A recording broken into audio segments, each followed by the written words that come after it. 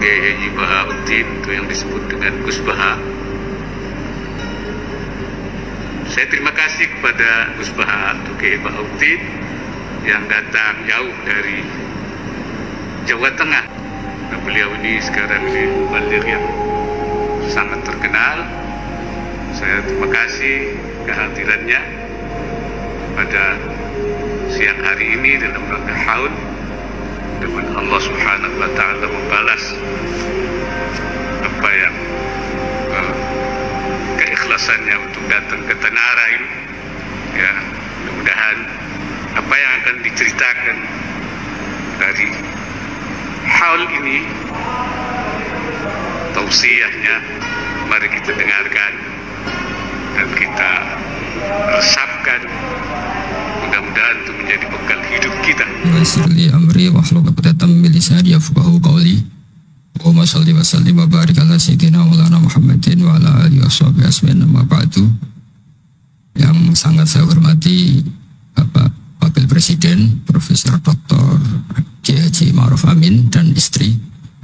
Semua pejabat negara yang saya hormati, di sini ada Ibu Menaker Dr. Fauziah, Kapolda yang saya hormati, Korem, semua yang saya hormati, Ketua MUI Banten dan Ketua MUI Jawa Barat, semua yang saya hormati.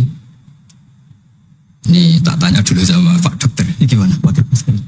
Ini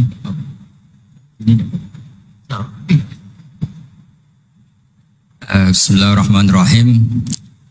Saya syukur sekali diberi kesempatan sowan sama Kiai Ma'ruf, karena beliau juga mustasar kami di PBNU, dulu mimpin sebagai Rois Am dan dekat sekali dengan guru saya Kiai Haji Maimun Zubair. Terakhir ke sana sama Kiai ya, Kiai Ma'ruf ya, sama-sama banyak kiai di acara Mbah Mun.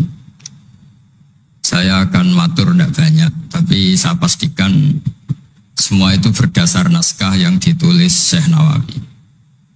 Saya cerita yang serius itu 3, yang rileks 3. Di dulu itu lama itu ya rileks. Di antara tulisan Syekh Nawawi, saya ini termasuk pengagum Kiai Nawawi karena Kiai Maimun putra Kiai Zubair itu saking senangnya Kiai Nawawi itu naskahnya itu banyak tentang Syekh Nawawi.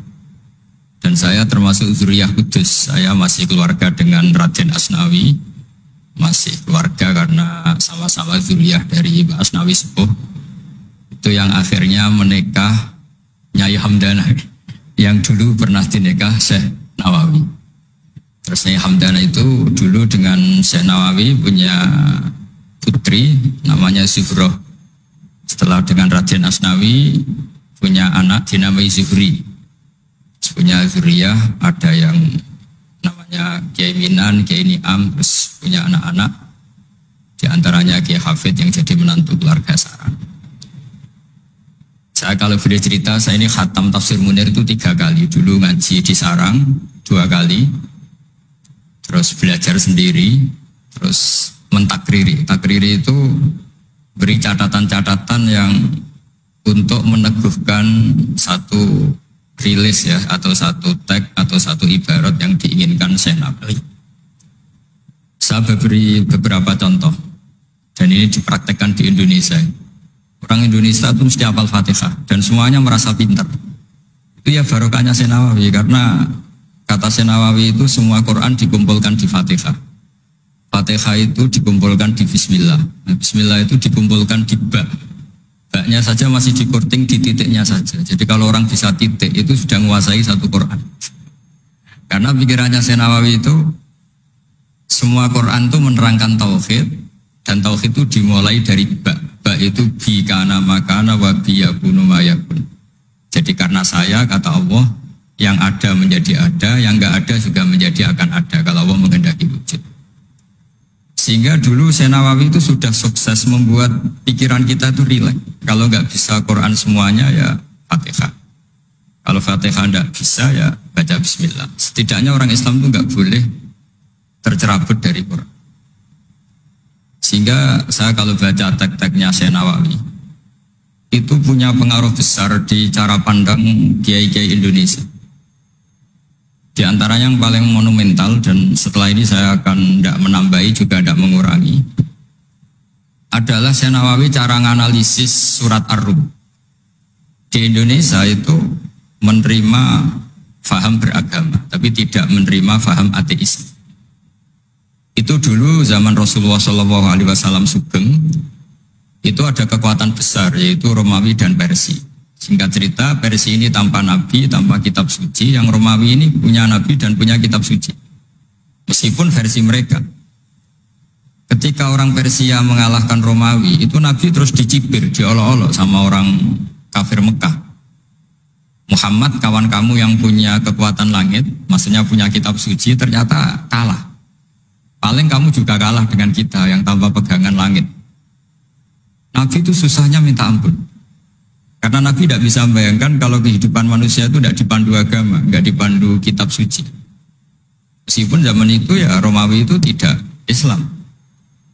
Kemudian kata Nabi diberitahu Allah Ta'ala antara 3 sampai 9 tahun pasti Romawi akan mengalahkan Persia.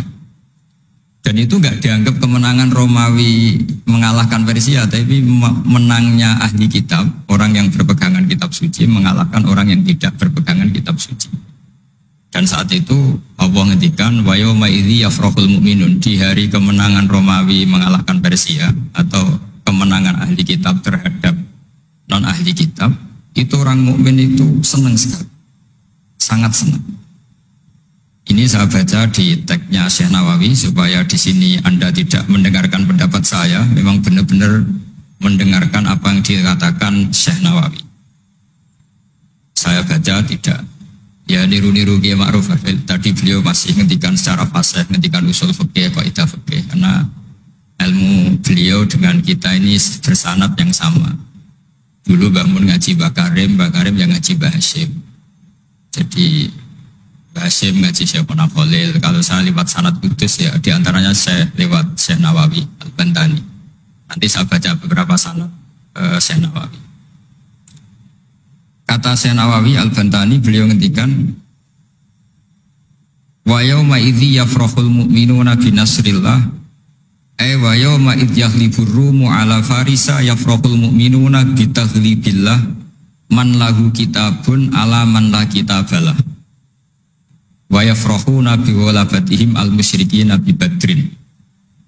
Jadi bangsa Indonesia itu terbiasa berkawan sama orang yang beragama, tapi tidak biasa berkawan dengan orang-orang yang tidak beragama.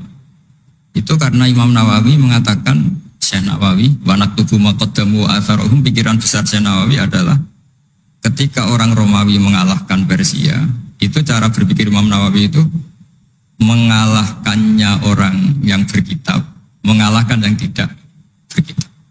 Jadi ini bukan pendapat saya, juga bukan pendapat siapapun, tapi murni saya baca teks yang dari Syekh Nawawi. Sehingga kita secara psikologi, kita ini kan misalnya saya aja lah contohnya, misalnya saya miskin, ada petinju, orang miskin kulit hitam bersama orang kaya. Kalau yang menang yang miskin tuh ikut seneng, padahal ya tidak ikut menang, karena kayak terwakili. Dulu kata Syekh Nawawi itu juga pikirannya begitu. Ini saya baca ini kata Syekh Nawawi. Misalnya seperti itu zaman itu. Wa sababu nuzuli hadil ayat annahu kana baina Faris war Rum qitalun. Wa kana al musyrikun yawadduna antaghliba farisu ar-Ruma. Di anna Faris kana majusian ummiyin wal muslimuna yawadduna ghalabatar Rum ala Faris liqaunihim ahlal kitab. Jadi dulu itu kata Syekh Nawawi, pikirannya orang Islam boyo yang menang itu ahli kitab karena sama-sama punya agama, punya peradaban. Jangan sampai yang menang itu yang tidak punya kitab, tidak punya peradaban. Jadi itu saya yakin yang ilhami para guru-guru kita, para kiai-kiai kita bikin Pancasila, diantaranya yang membentuk Pak Karno, karena Pak Karno ya dulu ngaji sama Gus Praminoto, ngaji sama orang-orang pinter. Kita ini berketuhanan. Jadi itu ciri khas Syekh Nawawi diantaranya. Kemudian beliau menganalisis kemenangan. Kemenangan itu ketika orang Islam sudah kuat. Di halaman 424. Ini nanti kitab saya tinggal di sini sebagai hadiah sama Gus Syauki sama keluarga besar Pondok Tanara. Nabi itu orang yang nggak suka duniawi, tapi kenapa sih Nabi harus menang? Nabi Sulaiman akhirnya menang, Nabi Dawud akhirnya menang, Nabi Ibrahim ya akhirnya menang, Nabi Musa akhirnya juga menang, dan Rasulullah SAW juga akhirnya mengalami kemenangan. Itu cara menganalisis Syekh Nawawi Al-Bantani. Kata beliau, iqamati alamatir riyasah, supaya kepemimpinan Islam itu kelihatan. Fala yabqa mayaqdiru alal ikrah alal kufri. Jadi kalau kita menang, baik secara politik maupun ekonomi atau kultur, setidaknya tidak ada lagi kekuatan manapun yang memaksa kita untuk menjadi kafir atau menjadi salah. Kita tahu misalnya di beberapa negara di Eropa, barokahnya orang Islam kaya, ya pemain bola dulu tuh kalau puasa susahnya bukan main. Gara-gara klubnya dibeli umat Islam itu, malah cari tukang adzan di stadion itu, karena yang punya sudah orang Islam. Itu contoh kekuatan ekonomi.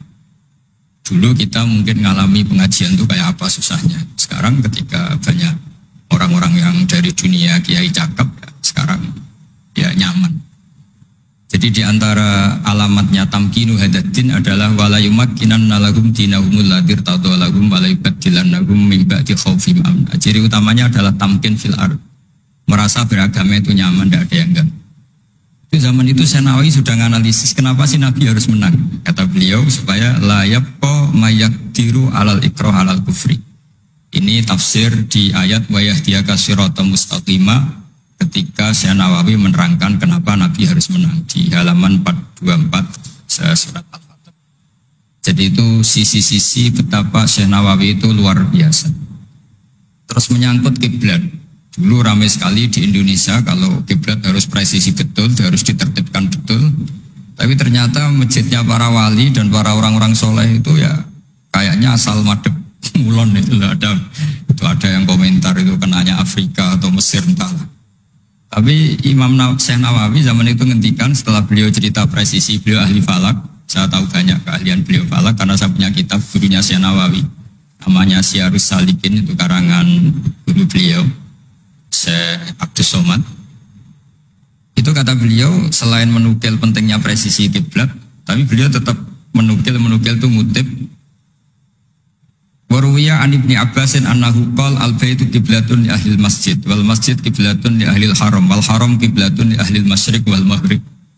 Wa hadza qaulu Malik. Jadi karena orang Jawa itu rata-rata kiai itu mesti baca tafsir Munir sehingga ya dianggap enteng saja. Ya sudahlah, pokoknya kira-kira madhep mulon itu.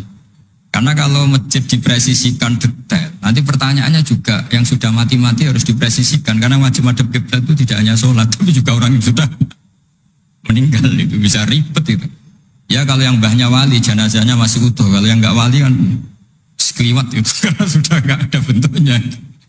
Makanya dulu ada guyonannya kiai mau dipindah itu, utuhnya nggak boleh. Jangan, kalau mbah saya wali saya keren. Jasadnya utuh, kalau bahasa ada wali.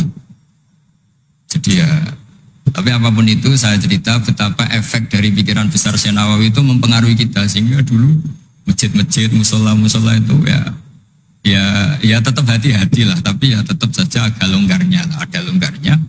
Karena beliau tetap mengutip wal haram qiblatun lil adil masyriq wal maghrib. Jadi tidak hanya Mekah dengan makna Ka'bah atau dengan makna Masjid Haram, tapi semua tanah. Dan itu bisa 25 atau 20 kilo persegi.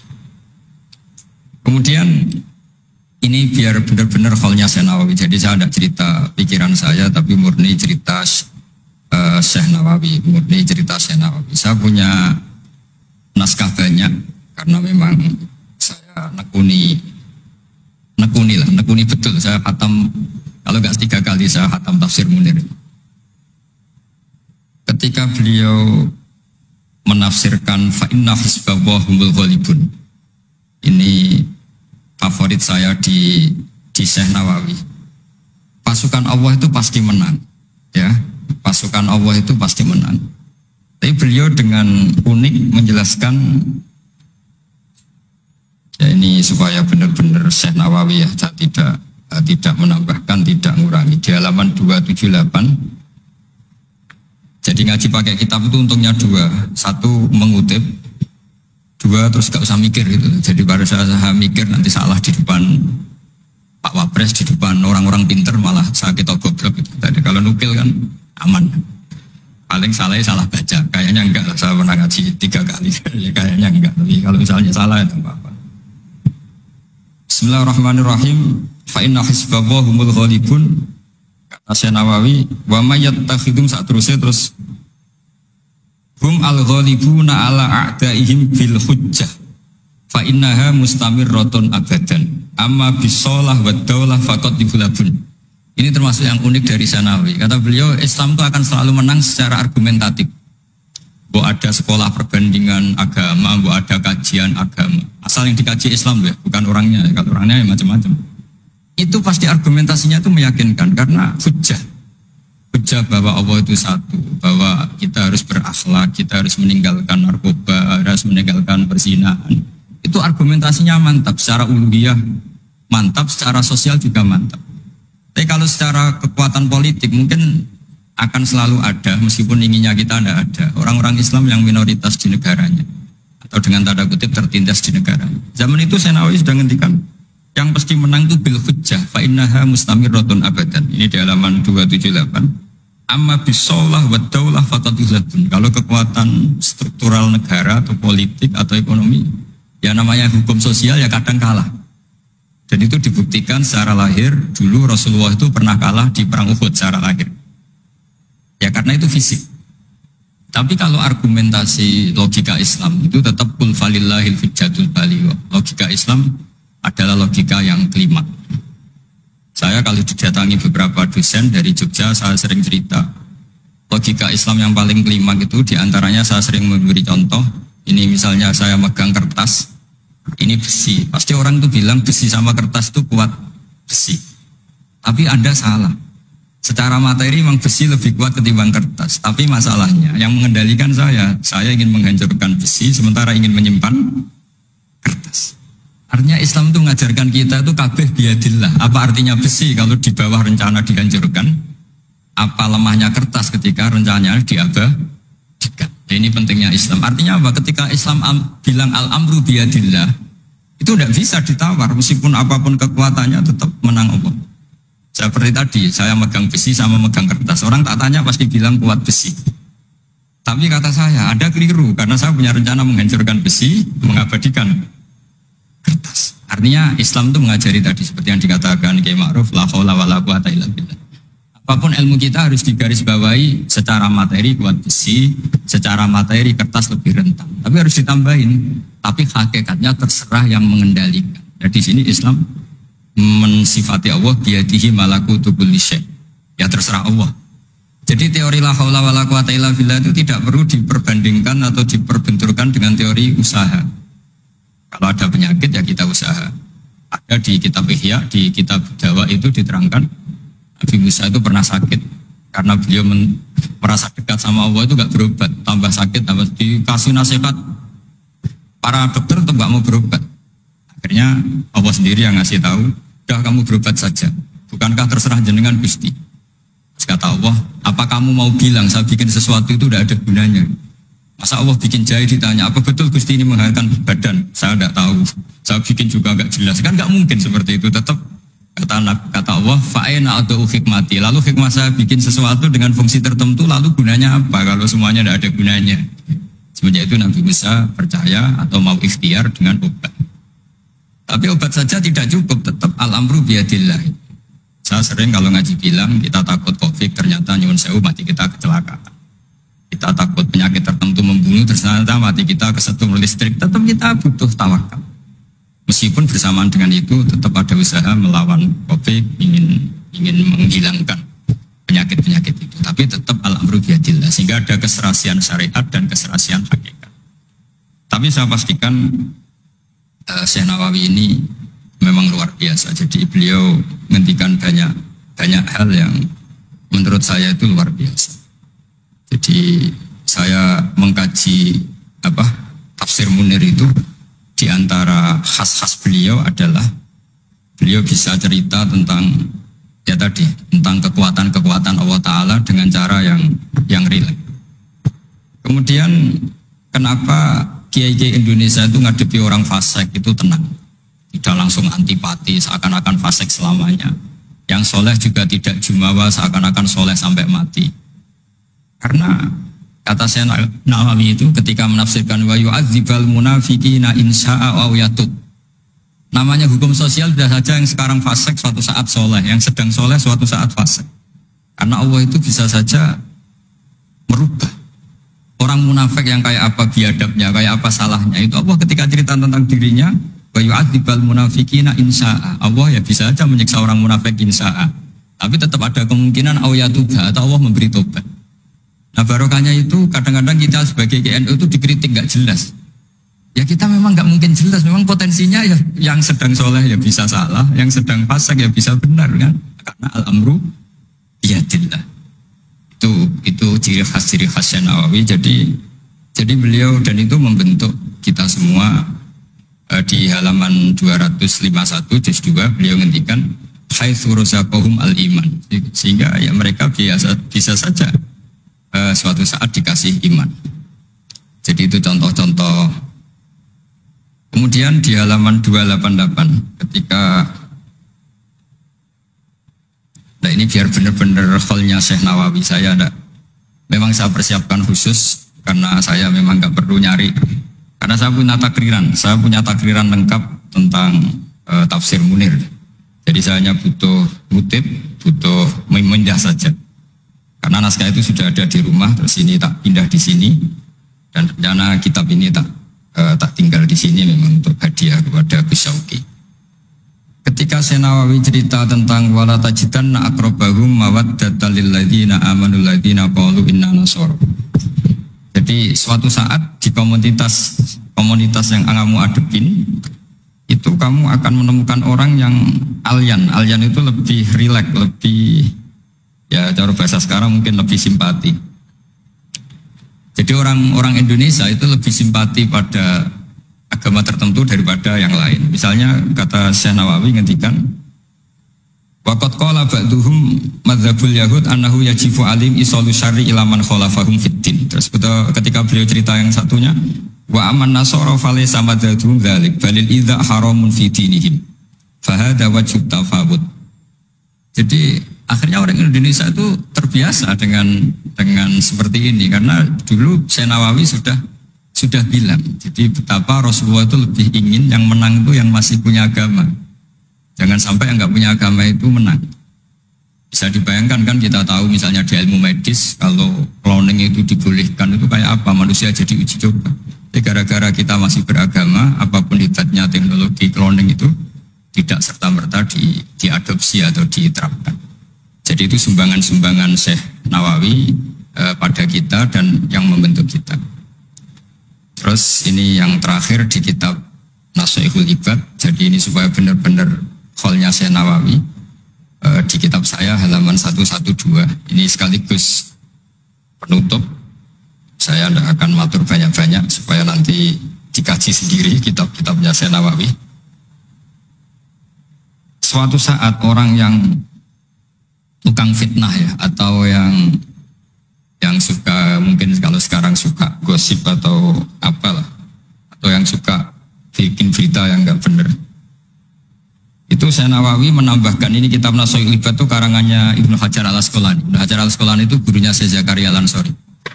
Jadi Syekh Zakaria Al-Ansori itu orang yang begitu alim alama sampai digelari Syekhul Islam. Itu beliau pinter itu karena bingung. Pernah ditanya, ya Syekh, kenapa Anda sepinter itu? Syekh Zakaria Al-Ansori itu punya guru namanya Ibnu Hajar Al-Asqalani. Beliau punya murid namanya Ibnu Hajar Al-Haytami. Jadi kalau mau setoran itu ya sinau karena gurunya alim. Dulu kalau setoran sama guru itu muridnya yang baca, qorok itu alas Syekh. Jadi dulu saya baca tafsir Munir itu nyemak sampai khatam, terus saya baca ya sampai khatam. Makanya saya ini alhamdulillah tahu banyak tentang tafsir Munir. Karena saya pernah ngaji istimewa khatam, terus saya yang baca juga khatam, terus saya belajar juga khatam. Jadi semoga ini bentuk penghormatan saya pada Syekh Nawawi itu sudah puluhan tahun yang lalu. Dan alhamdulillah sekarang punya kesempatan bisa hormat soalnya Syekh Nawawi. Beliau ketika terus yang tanya ini dijawab sama Syekh Zakaria Al-Ansori. Dukik tu bena hajaro ini. Saya ini diseleb 2 batu, digebek kalau orang Jawa bilang. Karena kalau mau ngaji ya takut, mau ngajar juga takut karena muridnya pinter. Kalau dia bacanya salah itu ketahuan. Jadi guru kalau ingin pinter cari murid yang pinter, pasti mutolaah dulu. Karena sampai kalau baca rofa nasabnya salah, pasti terus muridnya boyong. goblok tenan guruku gitu. Karena dari punya murid pinter, makanya kalau ada mahasiswa pinter mesti dosennya tambah pinter. Karena dia kalau bacanya banyak muridnya akan mikir. Itu disebut dukik tuh bena hajaro ini. Kata Syekh Nawawi menambahkan yang dikatakan Ibnu Hajar al-Asqalani dalam kitab Nashihul Ibad. Beliau meriwayatkan satu hadis, yu'adzabul lisanu bi'adzabin la yu'adzabu bihi syai'un minal jawarih. Nanti lisan atau mulut itu disiksa Allah dengan siksaan paling pedih di atas organ tubuh yang lain. Terus lisan komplain sama Allah, lima tu'adzibu, kenapa engkau menyiksa seperti ini ya Allah? Terus dijawab, kharajat minka kalimatun balaghat masyariqal ardi wa magharibaha. Fasufika bihad damul haram wa ukhida bihal malul haram wa tuhika bihal farjul haram. Jadi lisan itu kalau kadung ngomong, itu orang yang harusnya disukai gara-gara dia provokatif atau menceritakan kebencian, orang benci semua. Yang orang harusnya dibenci karena perilakunya tidak menguntungkan bangsa dan negara atau tidak menguntungkan umat Islam, gara-gara dipoles sehingga dicintai. Jadi lisan itu bisa merubah segalanya. Jadi sekali dia punya kesalahan, kata Syekh Nawawi, sesuai riwayat yang beliau riwayatkan, dan beliau ngendikan turuwiyah, Nabi sallallahu alaihi wasallam, beliau ngendikan bahwa ini diriwayatkan dari Nabi, kharajat minki kalimatun balaghat atau kharajat minka kalimatun balaghat masyariqal ardi wa magharibaha. Fasufikat biyadamul haram wa ukhidha biha al-malul haram. Jadi ini sumbangan-sumbangan Syekh Nawawi yang kemudian membentuk kita. Jadi saya ulang lagi, mungkin para pengkaji naskahnya Syekh Nawawi tolong dibaca surat Ar-Rum. Surat Ar-Rum itu dulu Nabi itu masih belum kuat, masih di Mekah, dihimpit kekuatan besar, yaitu kekuatan Romawi dan Persia. Dan yang Romawi ahli kitab, yang Persia non ahli kitab. Dan orang musyrik itu non ahli kitab, jadi tidak berkitab. Ternyata Nabi ketika orang Faris menang, Nabi dicibir sama orang-orang musyrik bahwa nasib anda yang katanya punya kekuatan langit, pasti nasibnya sama dengan Romawi. Tapi ternyata Allah akhirnya memenangkan Romawi, dan ketika Romawi yang menang, ini oleh Syekh Nawawi ditafsirkan kemenangan yang punya kitab. Bukan ditafsirkan kemenangan apa? Romawi, tapi kemenangan yang berpegangan kitab, itu lebih menyenangkan bagi umat Islam. Karena bagaimanapun yang punya kitab ini jauh lebih berperadaban, lebih beretika. Saya kira demikian karena mungkin waktu ya, dan tadi seperti yang dikatakan Kiai Haji Ma'ruf, mohon maaf sebanyak-banyaknya karena nggak bisa hormat Syekh Nawawi secara besar-besaran sesuai hak beliau sebagai orang yang sangat-sangat terhormat karena ngangkat nama besar Indonesia di kancah internasional. Terakhir saya tutup kata Mbah Maimun itu, ketika Andalusia kalah, padahal dulu melahirkan pengarang-pengarang kitab besar kayak Imam Qurtubi, Ibnu Malik, itu kata Mbah Mun, jika ganti Indonesia katanya, kata Allah itu gak ridho kalau orang Islam di belahan sana kalah kecuali ada penggantinya, katanya penggantinya itu Indonesia, kata beliau. Buktinya kita tidak berbahasa ibu Arab, tapi banyak melahirkan pengarang-pengarang kitab dengan al-fasohah fi nihayatil ulya. Karangannya Syekh Nawawi, Syekh Mahfud At-Turmusi itu punya tingkat fasohah yang setingkat bahasa aslinya. Makanya ada Syekh Khotib Minangkabau itu namanya Muhammad. Dia orang Indonesia, orang Minangkabau. Tapi ketika dipek mantu orang Arab dicibir. Kamu kok punya menantu orang Ajam? Orang Ajam itu dianggap gak bisa ngomong. Beliau secara spontan gak dikasih tahu, disuruh khutbah. Ternyata beliau takallama bilisanin fasih wa bikalamin fasih wa bikalamin baligh. Akhirnya orang-orang Mekah itu kagum semua. Makanya terus dapat gelar Muhammad Khotib. Jadi dia Khotib itu gelar karena ini ajamiyun min ahli Jawa atau min ahli Indonesia yang bisa menghentikan bahasa Arab secara apa? Fasih. Jadi semenjak itu terus ada gerbong besar setelah Syekh Nawawi itu banyak lah, ada Mbah Soleh Darat, ada Syekhona Khalil, terus Top Kosania ada Syekh Mahfud, macam-macam, terus Top Kosalisa ada Mbah Hashim, ada Mbah Wahab, ada Raden Asnawi dan seterusnya dan seterusnya. Semoga kula jenengan termasuk orang-orang yang mencintai beliau, karena sanad saya tadi saya matur sama Kiai Haji Ma'ruf. Memang sanad Qadiri itu dulu dari sini, dari kakeknya Mbak Ma'ruf, dari Pak Karim. Saya juga tahu itu karena sering dikasih tahu para mursyid thariqah. Dan itu tadi kita sempat baca di Bahjatul Wasail, memang beliau itu Al-Qadiri, jadi apa, Asy-Syafi'i madhaban wal Qadiri apa, thariqatan. Ya, mohon maaf. Assalamualaikum warahmatullahi wabarakatuh.